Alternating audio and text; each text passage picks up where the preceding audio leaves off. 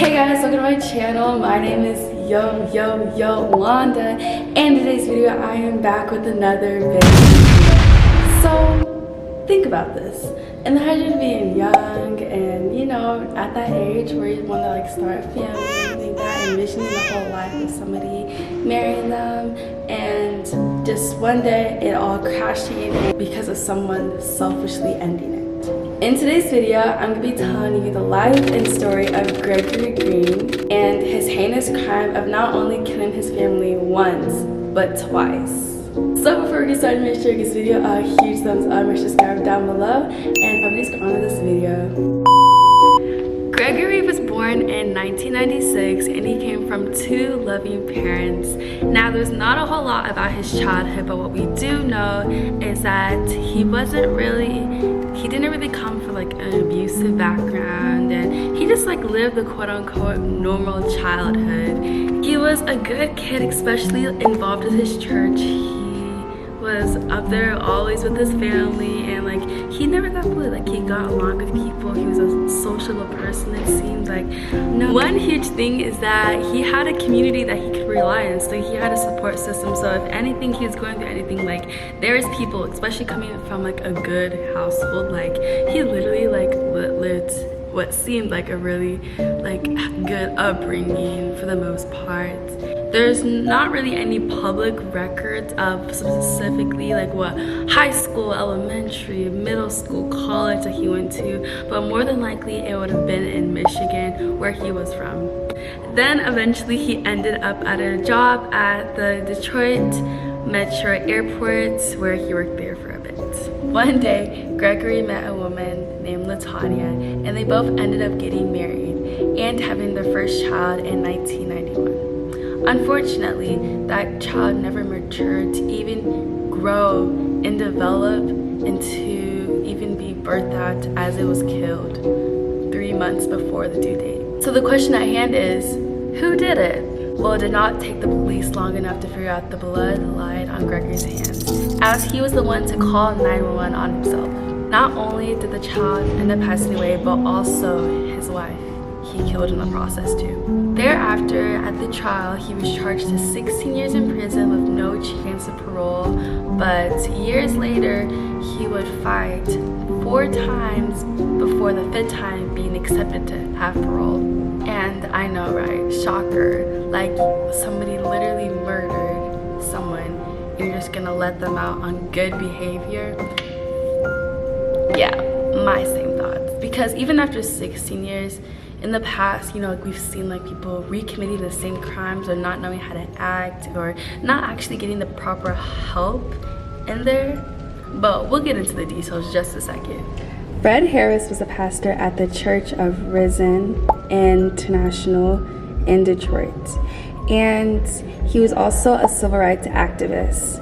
He formed a good relation with Gregory Green, and he was also a firm believer in second chances. He ended up writing 2 affidavits for Gregory Green, which allowed him to be granted the parole, which is kind of,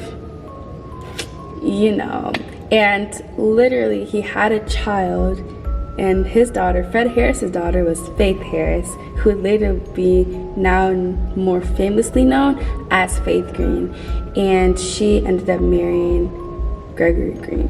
But he ended up marrying her a few years after the fact. In 2010, 8 years later, they'd have 2 children of their own together, but she already had 2 children from a previous marriage already.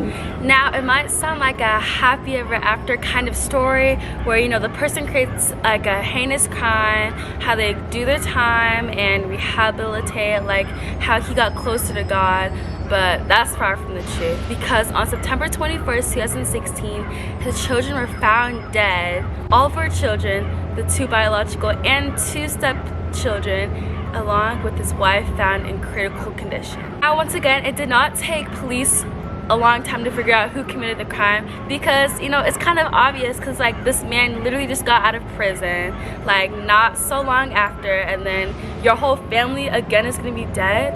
And so he first started off with the 2 youngest children, which were their biological children, and he poisoned them with car exhaust fumes, which And then after the fact, he placed them back in their beds in the Michigan home as if they're asleep, and then went and bound up his wife, put duct tape, and like even slashed her with the box cutter and like shot at her foot, which shattered. And then she had to witness her 2 older children being shot dead right in front of her, which is very just sad altogether. The fact that, like, you know, you started this whole life and you hope that, like, you know, things get better and that, like, this person's a changed person, but like really they commit the same crime that they just did 2 decades ago. So it's kind of like, it's sad to see, you know, that they unfortunately did pass away. She eventually, you know, got the justice. You know, he got recommitted into the prison, and she went off the service for a little bit, but recently, a year or 2 ago, she broke her silence and even wrote a book called The Father That Killed His Family Twice, the Faith Green story, where she just tells it how it was. And all, this is a prime example of the reparations our society will face, allowing murderers like Gregory Green to come back into our society for good behavior. Why Faith Green felt inclined to allow someone like him, and especially to put her children, all 4, in danger, will never make sense to me. And the fact that even her own children, the 17 and 19-year-old, were convinced and were confused and saw the red flag of his past, but still she brushed over the fact is concerning enough. And it's honestly just a wake-up call, like, you know, to look into the people that you date, or even your friends, just like, you know, even if it's like a light, just looking over.